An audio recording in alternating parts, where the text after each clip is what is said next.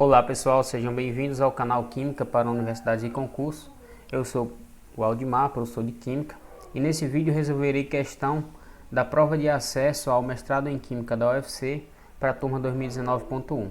Se você se interessa por esse tipo de conteúdo, se inscreve no canal e acompanhe as publicações.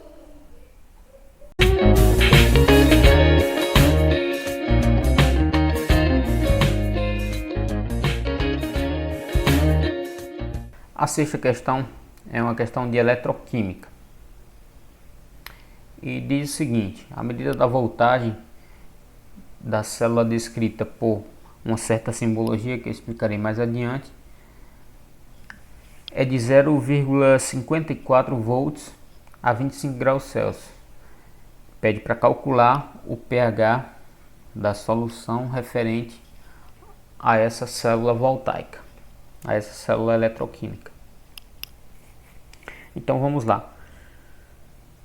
Antes de tudo, vamos entender, a simbologia relacionada à descrição dessa célula voltaica.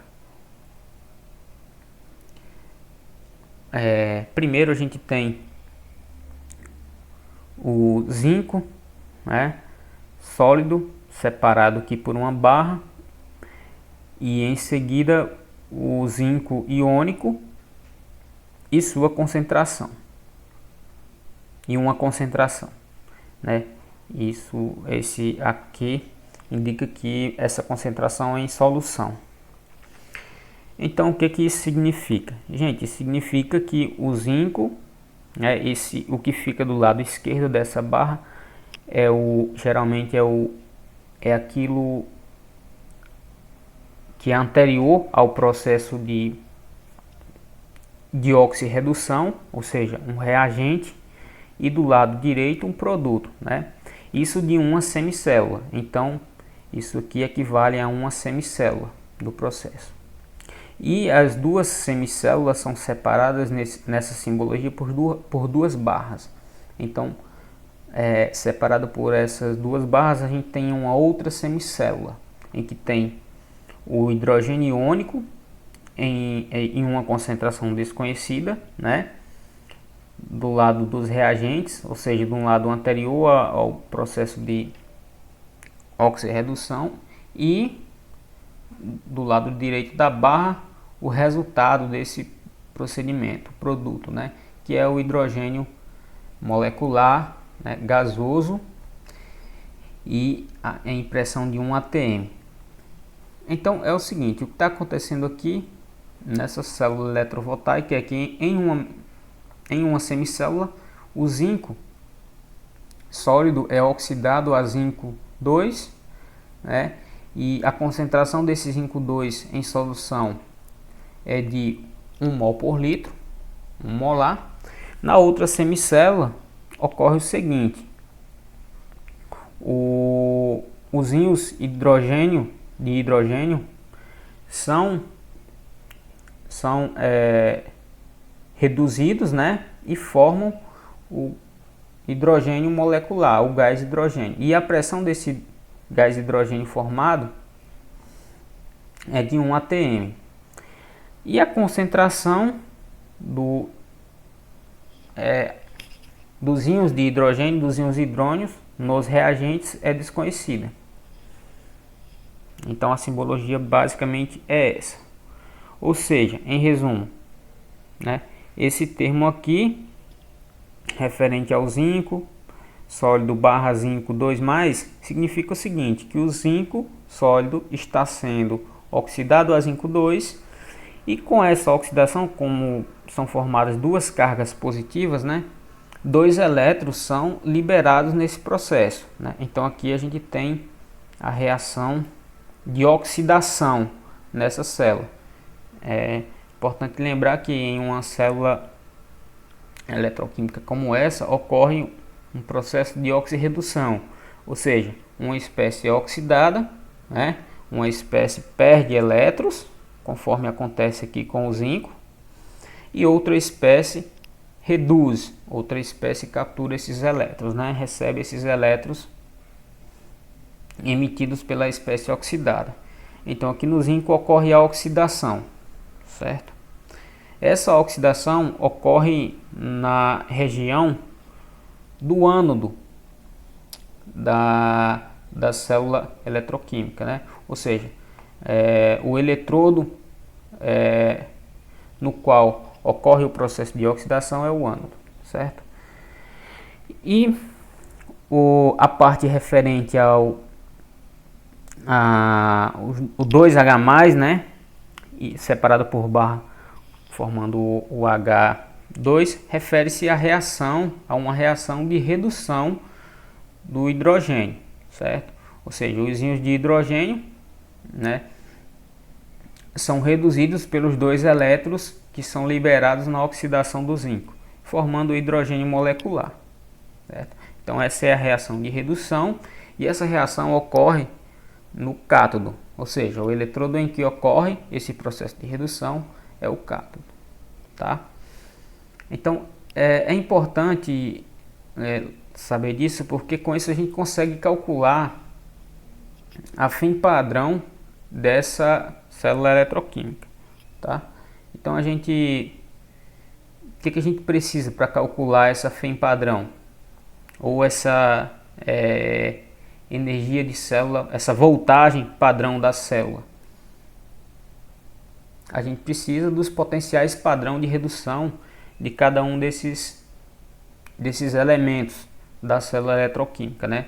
No caso do zinco, o potencial padrão de redução do zinco, ou seja, se essa reação ocorresse aqui, o contrário, porque essa reação aqui é de oxidação, né? Mas se ela ocorresse o contrário, de modo contrário, ou seja, o zinco reduzindo, o zinco 2+ reduzindo e formando o zinco sólido, o potencial padrão para essa redução é de menos 0,76 volts, né?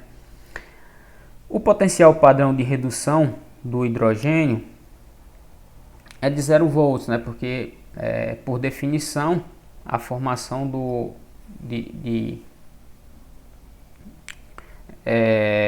potencial padrão de redução para a formação do hidrogênio, né, em sua forma mais comum, digamos assim, é 0 eletronvolts. Então, o nitrogênio, né, o potencial padrão de redução do nitrogênio é como se fosse o limite. Tudo que tem um potencial de redução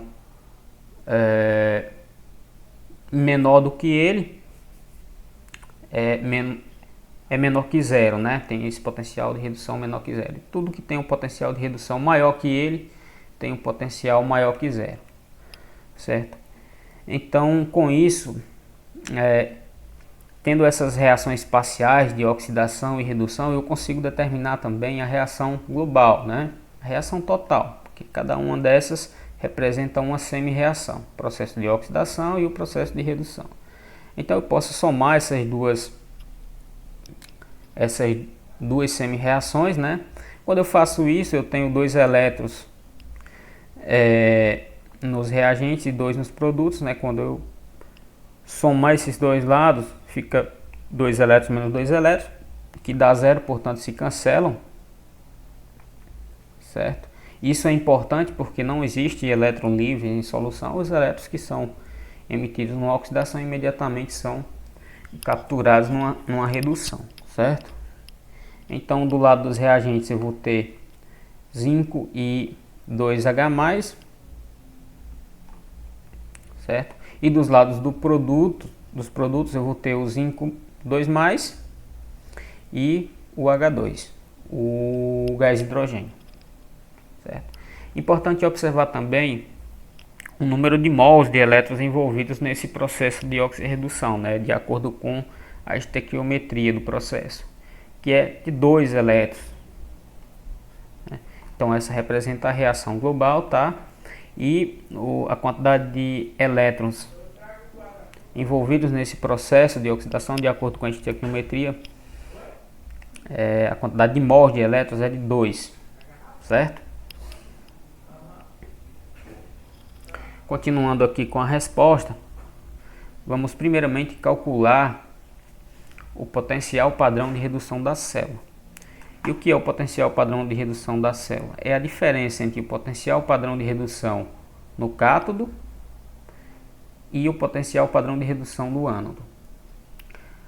No cátodo, a gente tem os íons hidrogênio sendo reduzidos. Então usaremos o potencial padrão de redução do hidrogênio, que é 0 volts, que é 0, né?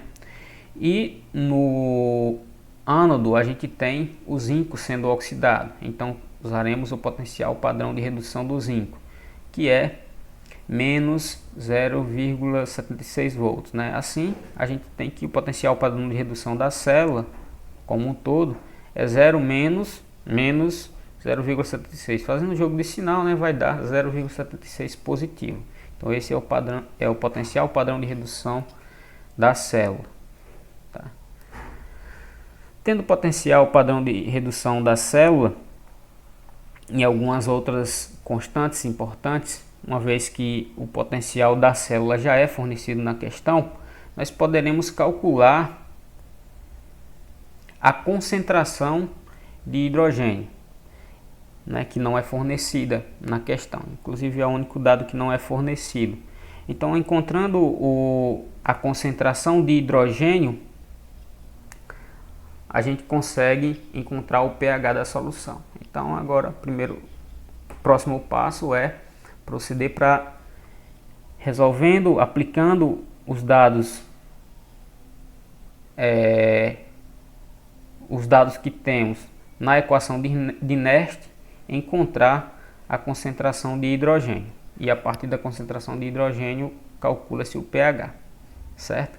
Então, o que diz a equação de Nernst? Bem, diz que o potencial da célula é igual ao potencial padrão menos a razão entre a constante dos gases vezes a temperatura dividido pelo número de mols envolvido no processo, né, de acordo com a estequiometria, que já vimos quanto é, vezes a constante de Faraday. Tudo isso vezes o Ln, da razão entre as concentrações e ou pressões dos produtos, né, multiplicados entre si, ambos elevados aos seus coeficientes estequiométricos, dividido pelas concentrações e ou pressões dos reagentes, né, elevados aos seus respectivos coeficientes estequiométricos. Então, como no nosso caso a gente tem que os produtos, né, são os íons de zinco e o gás hidrogênio, e os coeficientes estequiométricos, né, são 1. Então a gente vai ter que teremos o produto, né, da concentração de zinco pela pressão parcial do hidrogênio na célula, dividido pela concentração de H+, que é o que não é fornecido, elevado ao seu coeficiente estequiométrico, que é 2, certo? Produto sobre reagente. O zinco sólido não entra na equação porque não interfere no resultado do cálculo da constante de equilíbrio. Então vamos aos dados que serão utilizados, né? Primeiro, a temperatura. A temperatura fornecida é de 25 graus Celsius. Então, para utilizá-la, converteremos para a temperatura termodinâmica, né? Então, multiplicando somando esses 25 graus Celsius com 273, que é a diferença entre Celsius e Kelvin, 273,15 para ser mais preciso, teremos 298,15 Kelvin. A constante de Faraday é aproximadamente 96.500 coulombs por mol. A constante dos gases em Joule, né, é 8,314 Joule por mol Kelvin. O número de mols de elétrons envolvidos no processo a gente já percebeu que é 2, né, de acordo com a estequiometria da reação. E o potencial da célula, né, não é o potencial nas condições padrão, é o potencial da célula, é de 0,54 volts. Tá? Então vamos aplicar esses dados na equação de Nernst. Aplicando, a gente tem a seguinte situação: 0,54 volts igual a 0,76 volts, né? menos 8,314 joule por mol Kelvin vezes 298,15 Kelvin, né? Então, e aqui a gente tem a concentração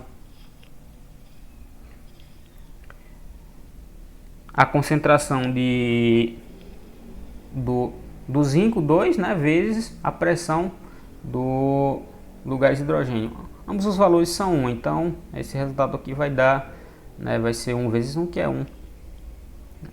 Então, todo esse segundo termo aqui do lado direito da equação pode ser dividido, né, por 2 mol vezes a constante de Faraday. E aqui eu coloquei, ao invés de colocar Coulomb, eu coloquei Joule por volts, né, porque Coulomb é a mesma coisa que Joule por volts. Então, colocando assim, eu consigo explicar melhor o aparecimento da unidade de volts nesse termo da equação, né, e o cancelamento da unidade de Joule. Então, as unidades de Joule se cancelam, unidade de mol também, de Kelvin também, e vai sobrar a unidade de volts, certo? Que justifica a subtração, né, desse termo, desse primeiro termo do lado direito da equação.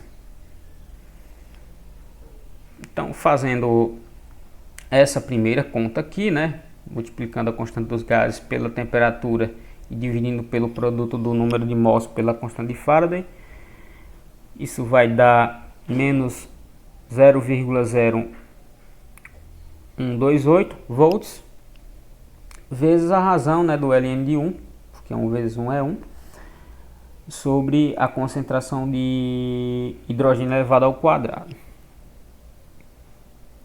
Então, vou transferir esse potencial padrão da célula, que é de 0,76 volts, para o lado esquerdo da equação, né? Fazer isso é a mesma coisa que subtrair ambos os lados por esse valor, né? E com isso ele é cancelado do lado direito e aparece somente do lado esquerdo. Então, fazendo isso, a equação torna-se a seguinte: 0,54 volts menos 0,76, né, é igual a menos 0,0128 volts vezes a razão entre as concentrações e pressões do produto sobre as concentrações do reagente. A concentração. Fazendo essa subtração, né, de 0,54 volts menos 0,76, o resultado vai ser menos 0,22 volts. E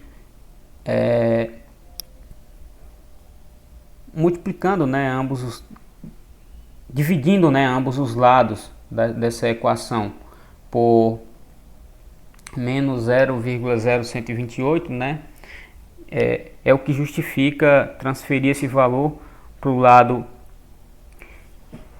esquerdo da equação, fazendo a operação oposta, né, do que faz do lado direito, que é a divisão, né? Então, se eu dividir ambos os lados da equação por menos 0,0128, esse valor aqui se cancela, porque a divisão vai dar 1, e esse fator aparece apenas do lado esquerdo da equação dividindo. É o que ocorre aqui, né? Então, posso dizer que menos 0,22 volts dividido por menos 0,0128 volts é igual a ln de 1 sobre a concentração de H+ elevado ao quadrado. Então, continuando aqui desse lado direito, né, como indica a seta, fazendo essa divisão, os sinais, a divisão de negativo com negativo vai dar um valor positivo, né, e efetuando a divisão de 0,22 por 0,0128 vai dar aproximadamente 17,19. Então, continuando com a resolução, o oposto do logaritmo natural, né, que essa base em ambos os lados da equação, eu posso cancelar o ln do lado direito da equação, de modo que ele aparece apenas do lado esquerdo, né? Então, posso dizer que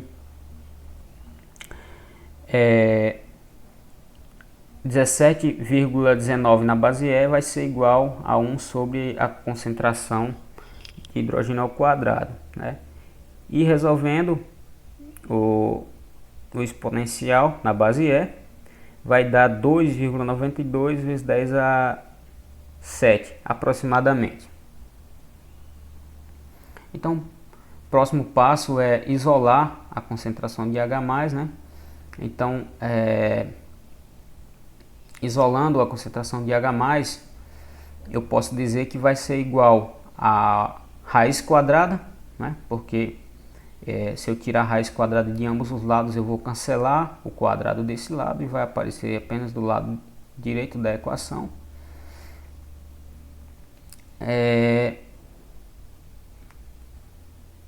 A raiz quadrada de 1, né, dividido pelo valor de 2,92 vezes 10 a 7. Fazendo essa divisão e tirando o quadrado do resultado, a gente vai encontrar que a concentração de H+ é de aproximadamente 1,85 vezes 10 a menos 4 mol por litro. Tá? Então, para calcular o pH, eu só preciso agora tirar o menos log dessa concentração encontrada, né? Então, calculando o menos log de 1,85 vezes 10 a menos 4, vai dar 3,73 aproximadamente. Então, o pH desta solução é de 3,73.